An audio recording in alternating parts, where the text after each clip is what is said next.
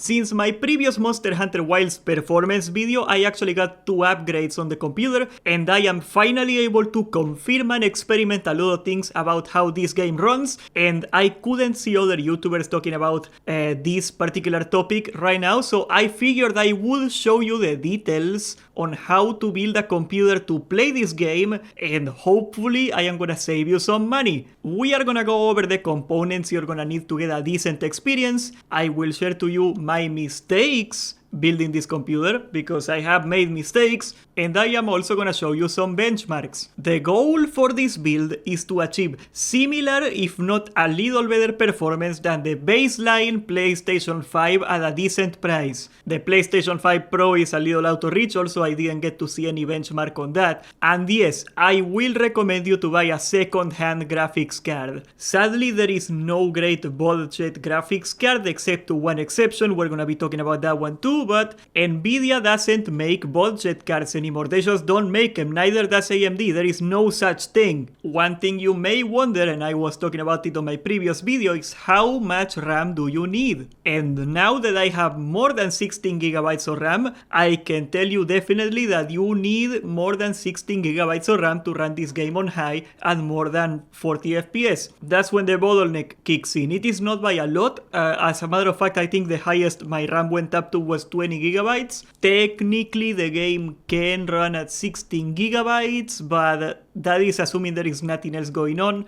And I actually went out of my way to open a browser tab and Discord while I did the benchmark, because first of all, I will play this game with Discord and my browser app. I stream this game. And secondly, there is always something going on in your computer. It's never just the game, so I thought it was not really fair. So if you have anything more powerful than a 2060 Ti, you will indeed need more than 16 gigabytes of RAM. We're gonna go for 32. I wish I could tell you if RAM speed did anything. I am sure it's gonna do a little bit more performance. I am stuck on DDR4 3200 MHz. I am not about to buy a new motherboard for this game. But unless you have a very powerful GPU, that is probably not gonna be your problem. The CPU is also something I can tell you the exact bare minimum for this build, and my CPU pretty much stayed at 70% the entire time, except on loading screens where it will max out. But I mean, you can get a little longer loading screen, you're still gonna run the game the same as me, so that is not a big deal. I have an Intel i5 13600K. If you look at my computer, that is a lot more powerful than I would need for this kind of system compared to all the other components, but I built this computer for video editing, and in video editing you need a little better CPU, and an i5 13600 will set you back about $240 right now. Depends on the retailer. It came out at $265, but it went down. However, for bang for the buck and performance,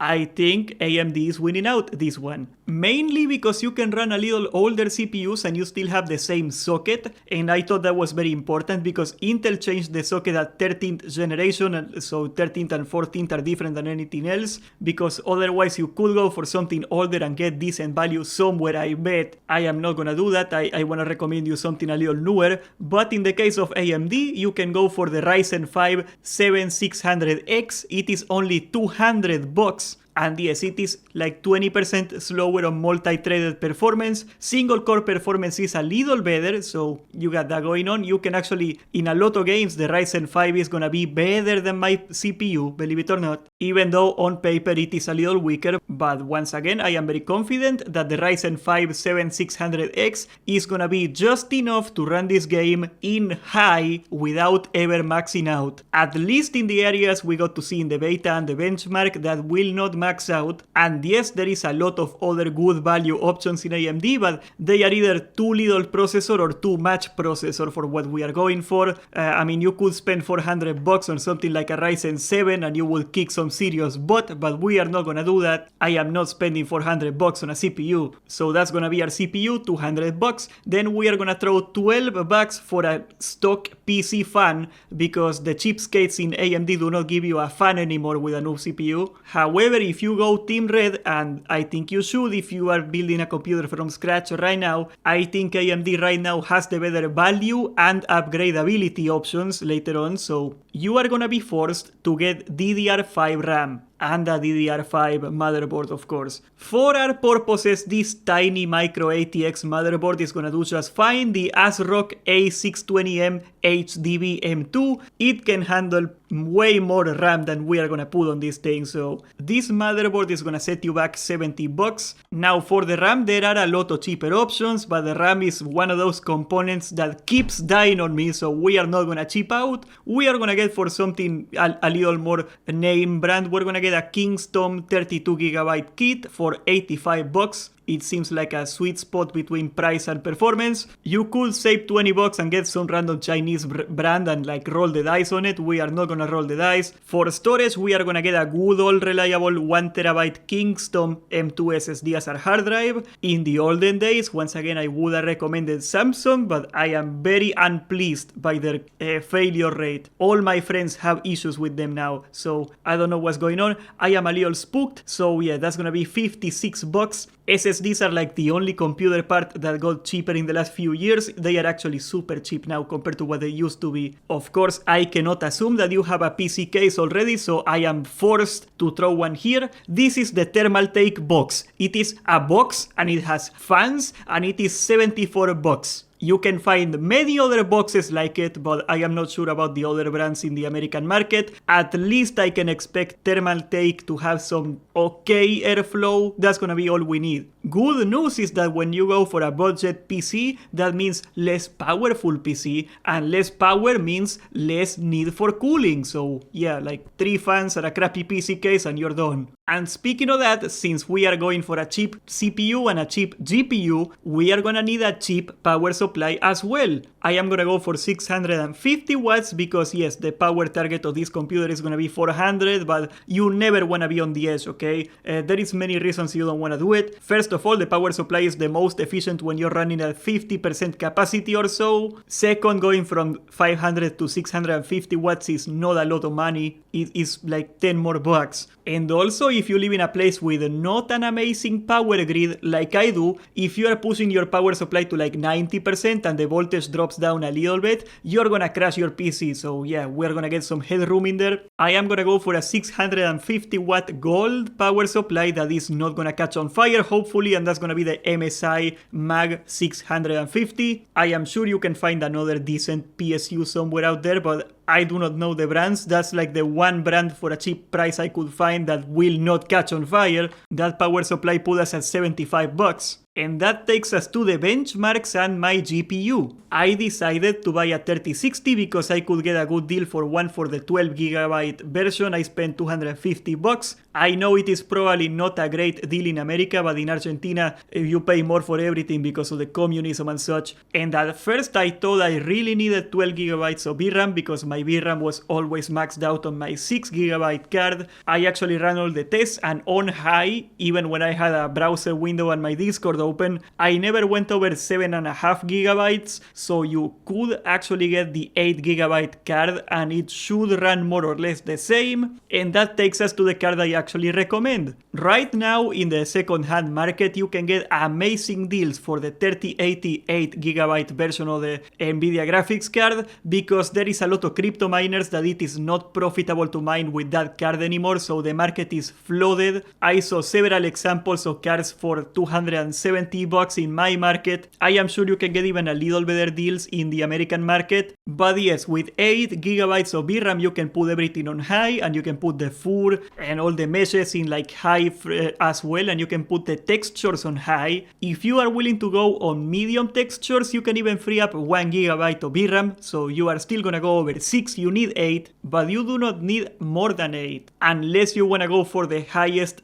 texture quality. I am not gonna go for that. Knowing what I know now, I probably should have gone for the 3080 instead. I am not too mad at myself for going for the 3060. Overall, I am pretty happy with the results. Let me show you my benchmarks. There were also some 2080s very cheap I could get, but the 2080 has one problem because yes, on paper the 2080 is more powerful than a 3060, but it has DLSS generation 1. And if you checked out the first DLSS, it sucks Okay, the first DLSS sucks. If you are gonna get an Nvidia card for this game, get a 30 series or later, because the DLSS second generation is night and day. Also, the 2080 takes like 200 watts or power or something like that. It's like a lot more power, and like it's gonna have the fan spinning all day. It's annoying, okay? I don't like my computer boiling. But getting to the benchmarks, my poor 1660 Super, rest in pepperonis, it couldn't handle 1080p on the lowest settings very well. It was going below 30 at most of the benchmark. The 1% lows were atrocious. And now this 3060 can easily handle high settings without ever dropping below 30. Most of the time it coasts at about 50 FPS pretty well,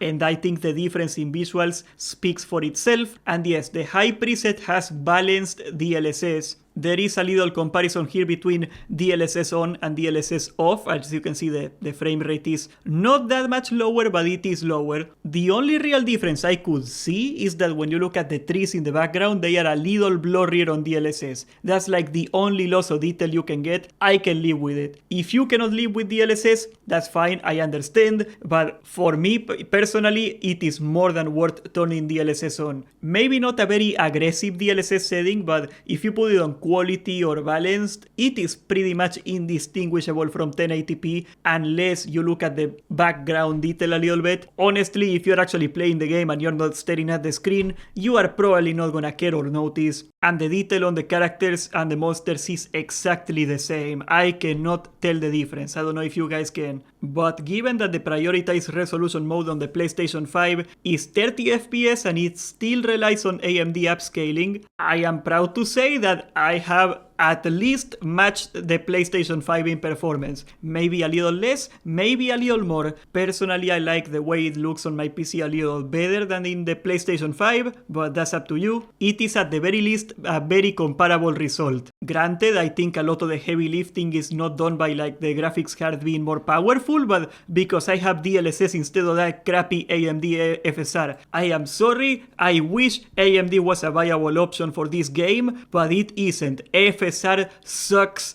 but it is so noisy. You can see distortion everywhere. It is not worth it. And that also is gonna take me to the other alternative, because a lot of people are gonna say it, and I will entertain you here. The Intel Arc B580 is an amazing graphics card for the low price of $250. It is the first value graphics card we got to see in a long time, and it is amazing for the value. It is the same price as my graphics card that I got for second hand, and Intel Arc is brand new. And in almost any other game, the Intel Arc is better. But this game requires upscaling, sadly, to work well, and Intel upscaling is absolute garbage. Take a look at these benchmarks in here. Like the Intel Arc is more powerful than my GPU, but the upscaling is so much worse. If you hate upscaling, if you refuse to go for upscaling, you could go for the Arc. I mean, in that case, like without upscaling, it will win. But right now, I think DLSS on a second-hand Nvidia card is gonna defeat all the competition. AMD doesn't even show up. You can get some really good performance on the higher-end AMDs, but when it comes to budget, there is not a lot of $300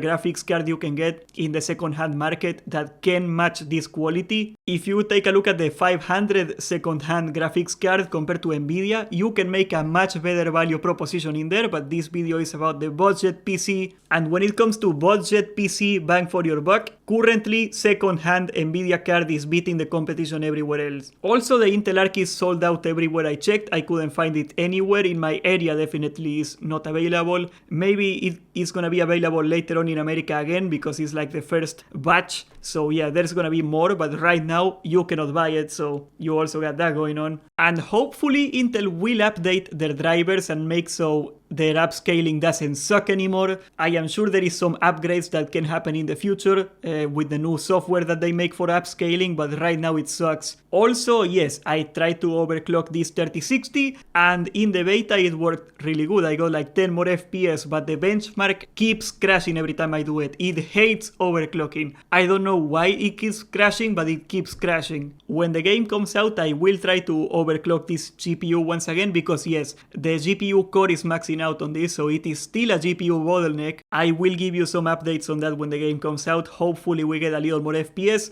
But let's talk about the price of this computer. Assuming you buy a second-hand graphics card and you get everything else brand new, we are looking at a clean $600 on the new items, and then 270 more because once again I recommend a 3080, $870. The days of the $500 gaming PC are long gone. Indeed, the PC Master Race has not won this round. You can get a brand new PlayStation 5 for what, $380 right now. So the only way you can beat a PS5 on value is that if you already have, like this is my case, right? If you have like half a computer with like the parts that you need and you only need like one item or two, maybe you can make a good value proposition. I just hate playing on console, man. I don't like playing on console. I don't even own a TV if I were to buy a PS5. If you come out of this video with anything, please do not buy a brand new Nvidia card. First of all, you don't need it. Second, there is a lot of 30 series graphics cards flooding the market right now after the crypto crash. And if you buy it on eBay, you do get customer protection, okay? If they ship a brick in the mail,